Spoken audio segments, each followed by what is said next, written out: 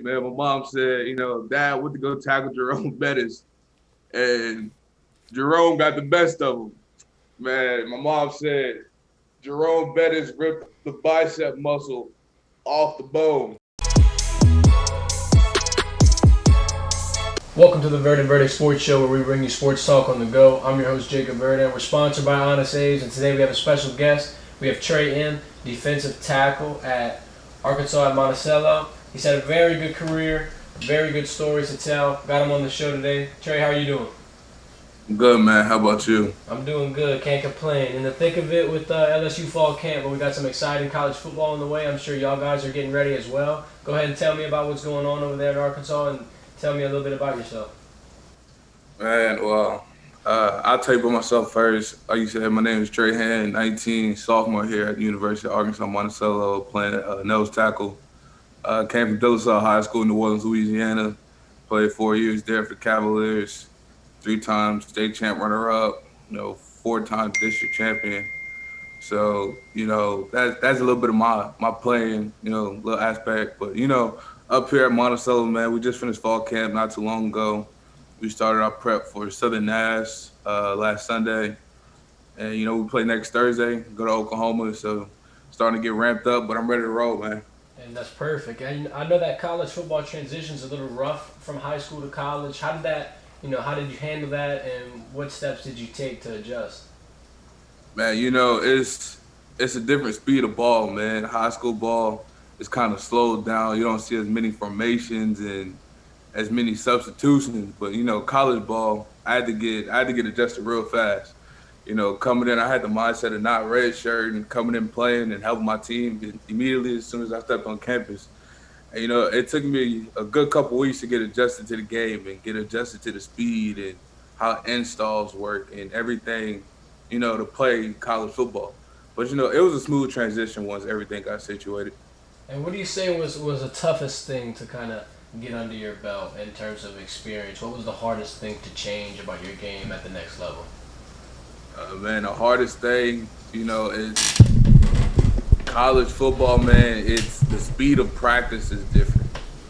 High school ball, you have your certain periods, where you can chill and, relax and walk through stuff. It's the same in college, but instead of 4 periods, it's 30 seconds, you know.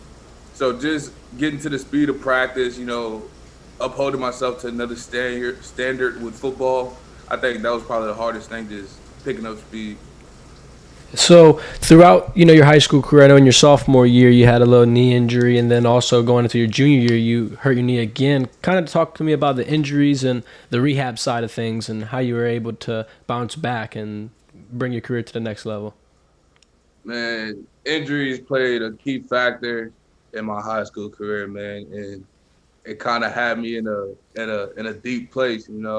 My ninth grade year I got hurt, and I was able to come back at the middle of the season, not have surgery, and then my sophomore year I got hurt again, and then that was my first surgery.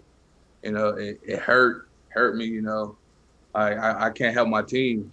That was a killer. And then my junior year probably was the nail in the coffin, as most people say. I had another surgery, and I sat out the whole year. I was in probably one of the darkest places of my life at that moment because I'm a junior, and junior year in high school football is the best year. That's the main year recruiting wise. And I got hurt, and all my recruitment just went down, and I felt like I had to get back as soon as possible. So I started lying to coaches saying I'm cleared to, help my team, and kind of my pride got in the way, and that was a big thing my junior year. And my senior year, man, I was fully healthy, probably the best season of my life playing football. My team, my senior class, I'll say it's probably one of the best senior classes to walk through De La Salle, period, hands down. We had a lot of good guys, Montrell Johnson, who's at Florida right now, Jamar Peterson, who's at UL. I'm here at Monticello. We got 2 people at Tulane right now, Dewan and Rod. We got John Martin at Columbia, Ivy League school, getting a degree, playing college football. That's what our head coach at the time, Ryan Manali, that's who he wanted. That's what he wanted his senior classes to do, man. Go to college, get degrees, play ball, make our family proud. But that's how that all went, man. I'm blessed to be here at this time.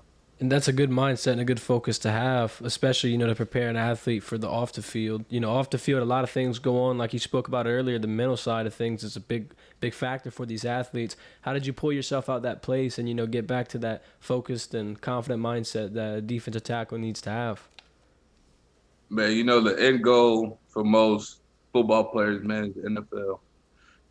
That's the goal that everybody strives to get. And my last name in NFL, especially with the Saints, holds a lot of weight. And I feel like I still have a legacy to fulfill. My father's legacy is what I have to fulfill. And at the end of the day, man, I told myself, what would Pops want you to do? Would he want you to just sit in grief, or would he want you to, take that next step? Take that 1% each day mentality to get better, get over the hump, man, and finish your goals. Fulfill your dreams, not only for the fam but for you. And I want to speak about that mindset. That's a great mindset to have, and it's obviously speaking volumes and carrying you to great places. So congratulations on that. And talking about your father, Norman Hand, Saints defensive lineman from 2000 2002, absolute force. I know you've heard several stories, seen several highlights, and just enjoyed that whole experience. Kind of talk about that and just the different things that you've seen or you've heard throughout that career. Man, I heard a lot of different stories. Man, my mom tells me a lot. Trying to pick me up to speed, man. I kid you not, man. The first time I've watched my dad play was on YouTube, I believe, either YouTube or ESPN2 or something like that, man. Or it may have been NFL Network. They were replaying old games. Somebody took a picture and posted it on Facebook. Added my mom on it, like, hey, the Saints are playing the Vikings from like '02 or something. So my mom, comes running in the room, Trey, your dad's on TV, blah, blah, blah. That's the first time I've ever seen my dad play, because I was born in '03. So that was my dad was going toward the end of his career. I believe he was in Seattle at the time. And I think, I was like, dang, like, that's crazy. Like, seeing the hand on the back of his jersey and that 9-9, that's what I wear now. Just seeing that, kind of brought, a little bit of excitement back into me, man, because I lost my father at the age of 7, man, in '10. To be honest, I really I lost the voice of my dad. Like I kind of forgot how my dad sounded, man. And when they were doing player introductions, I kind of heard that voice again. It kind of brought a daylight back into me, man. So that was very fun.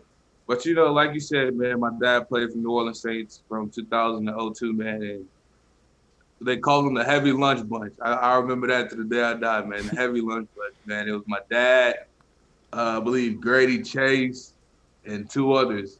I'm too young to know the two others, but I know those two for sure because Grady reached out to my mom before. But man, the heavy lunch bunch holded a lot of weight with the New Orleans Saints during that time, man. I believe my dad was a part of the first team to go to the playoffs and actually win a playoff game, if I'm not mistaken. And Norman Hand and what he did in New Orleans, man, it's one of a kind. You know, I feel that my dad is a Saints legend that's under the table. That once if you go back and research and actually look into it, man, I feel like my dad is probably one of the best defensive tackles to walk through that building. 100%. I definitely would agree. And he had his own story himself. He had at first went to a JUCO, then went on and transferred to an SEC school. So he showed that perseverance and hard work that you're showing right now. I do see a lot of him in you and your game and just your character, and now speaking with you, your personality. So I mean, you're definitely on your way to making that happen. I was researching him and I saw this story about the infamous Jerome Bettis tackle, and I kind of wanted to know what all that was about. Man, before I even talk about that, man, you talk about my dad and his legacy. I wanted to add this in, man. My dad didn't even play defensive tackle. My dad played tight end at JUCO at Etowampa. And when he went to Ole Miss, that's when he started playing nose, man. And my mom tells me a lot. She said, Trey, you're a skilled player in a defensive lineman's body. I'm like, Mom, what do you mean? She said, man, you like to wear all these visors, all these sleeves, all these towels. You're just like your dad, but in the JUCO sense, you know what I mean? Man, getting to that Jerome Bettis story, man, that's probably one of the funniest stories my mom's told me, man. That story's funny, man. My mom said, Dad went to go tackle Jerome Bettis, and Jerome got the best of him. Man, my mom said Jerome Bettis ripped the bicep muscle off the bone. Oh my God. He ripped the muscle off the bone, man. It was just hanging. That's probably one of the funniest stories, man. My mom told me. I always want to know how pops recovered from that because that's funny, man. But I want to, I never asked my mom how he recovered from it, like how long he was out. But man, yeah, that's funny, man. Look, tackling the bus, I'm sure they gave him the nickname for a reason, so he definitely Yeah, is rough. don't tackle him up high. So, segueing into another Saints legend that you've had some good experiences with, Cameron Jordan. Cameron Jordan seems to have had a big impact on you. Kind of describe how he is as a mentor. Man, Cam Jordan, man, that's the Brody, man. I met him about 4 or 5 years ago, man, and ever since we met, we tend to talk almost every week, man. I talked to him last night once I got out of practice, man. They're in fall camp, and the first time he was in fall camp when I met him, I'm like, bro, like, what's your schedule like? It was like, man, I'm here from 7 to 7 almost. Like, I'm here all day. Like, we practice and then we meet, lift, and then we got another practice. So I'm pretty much here all day. I'm like, dang, man. So like, when you got chill time, you like, man, when I go home, and that's probably like 2 hours. I put the kids down, go to sleep, and I'm back at it in the morning. But Cam, man, he's probably one of the greatest mentors I done had, man. I feel like I'm the little brother that Cam, wanted.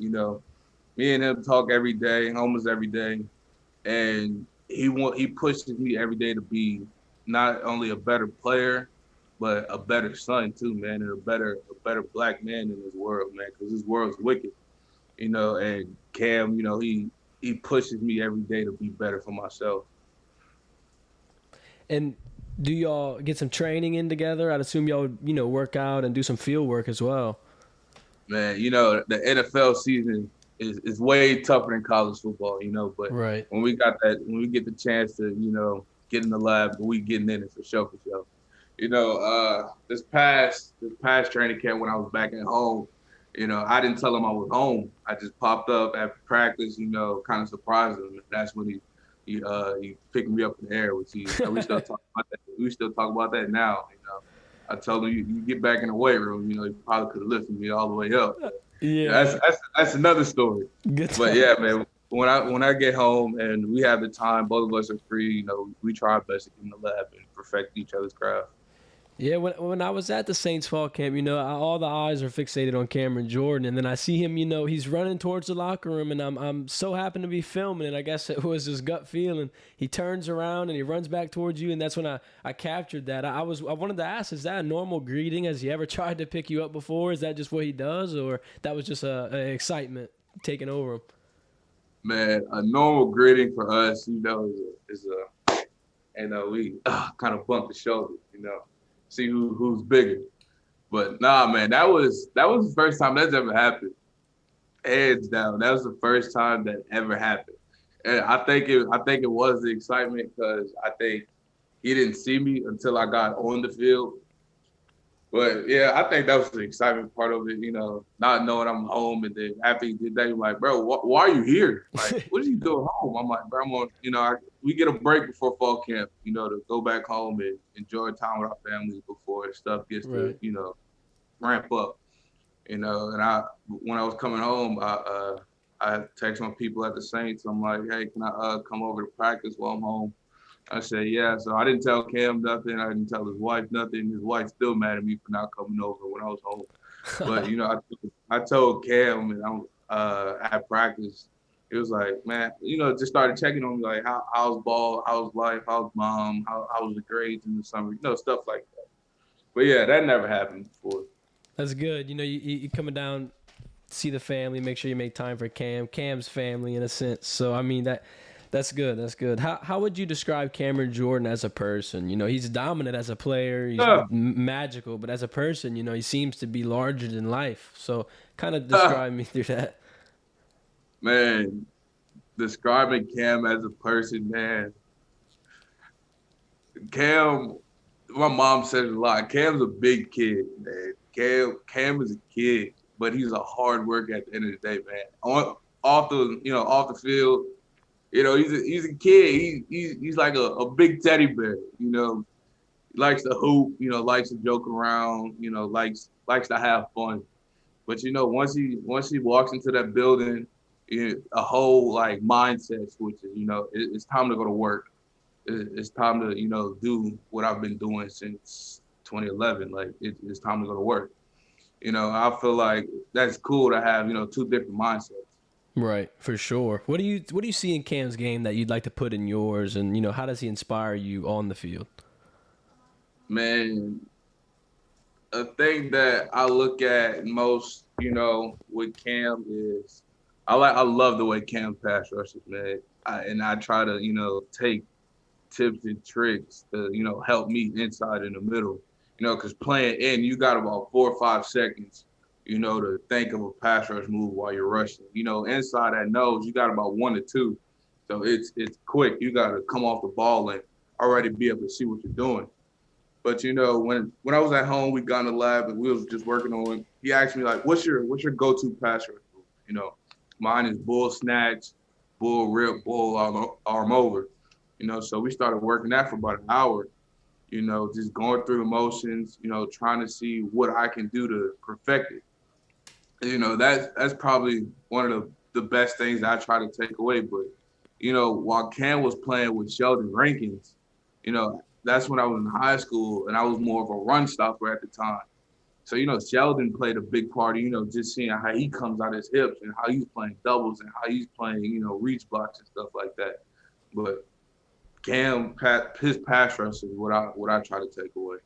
And I mean, that's a great thing to take away. That's gonna be his more dominant skill. So that dominance is a word that I would use to describe the Saints defense as a whole. Honestly, they're looking really strong. What do you think about the Saints going forward in this season? How do you think they're gonna fare? And they had a good year last year. Shut out Tom Brady for the first time in over 15 years. How do you think the Saints are gonna do in 2022? Man, I feel like like I said, I'm a diehard Saints fan. You can ask anybody. You can ask him. Every time I'm home, I'm trying to go back to the game. Um, I feel like the Saints gonna, I like to say we're tough. We're a team that gets over adversity every single time. The Saints have faced a lot of adversity, especially with injuries. And I feel like if we don't catch the injury bug, we're gonna be fine. Defensively though, you know, just going to camp, being around some of the guys, man, defensively, man, I think this is gonna be a light out year. From the front seven to the back half. I can't wait till they touch the field, man. Yeah, I think some magic is going to be able to happen for sure. I also want to talk about the Son of the Saint organization. Can you kind of, describe what they are and what they do for someone who wouldn't know? Man, Son of a Saint played and still plays a huge role in my life, man. After my father passed, Vivian Sonny Lee III, who is the CEO and founder of Son of a Saint, man, he reached out to my mom and he kind of invited me. I'm sorry, he's a junior, but he invited me, man. He was like, Son of a Saint is a mentorship group for fatherless boys in the city of New Orleans whose fathers are either deceased or incarcerated, man. And me and Mr. Sonny have kind of the exact story.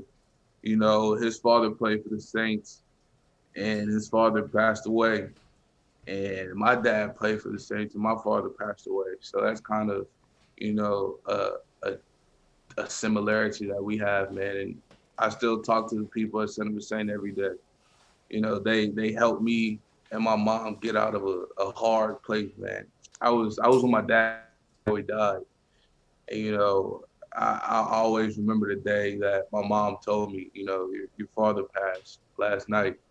And Son of a Saint, they got me out of a hard time, and they got me on another pedestal, a pedestal to, start growing as a man, and making your father proud, man. I love those people to death.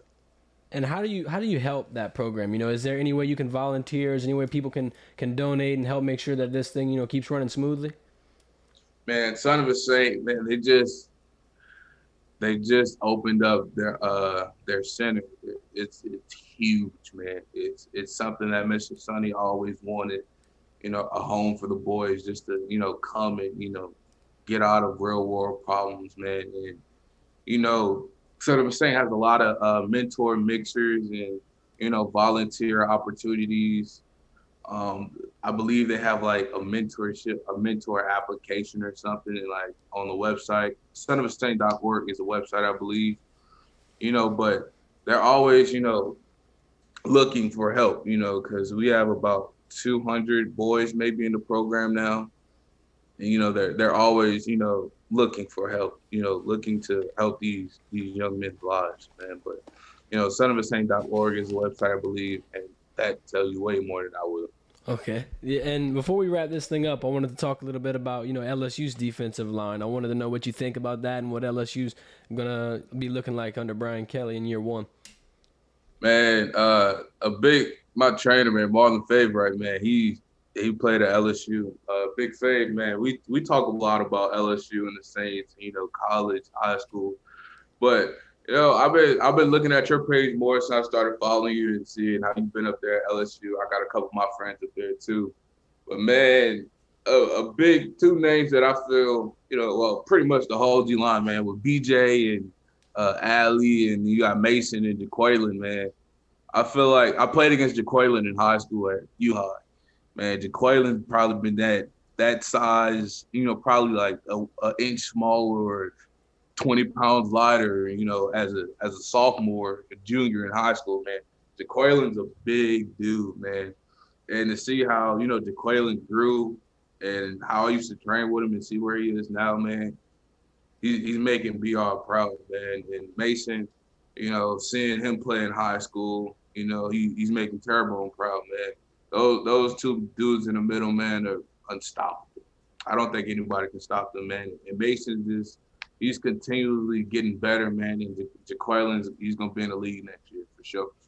Yeah, I think there's some big things coming for sure. Defensive line is kind of underrated in the media. Not a lot of people wants to give them their credit. Not a lot of people want to go out and address how big of an impact that can have in a game. This front four at LSU could potentially have, LSU win these big games like against Alabama, against A&M. When you're looking at who's going to be in the playoffs, who's going to get this or that in terms of bowl games, the defensive line is going to help in a lot of those instances. They always say defense wins championships, Right. and I agree wholeheartedly.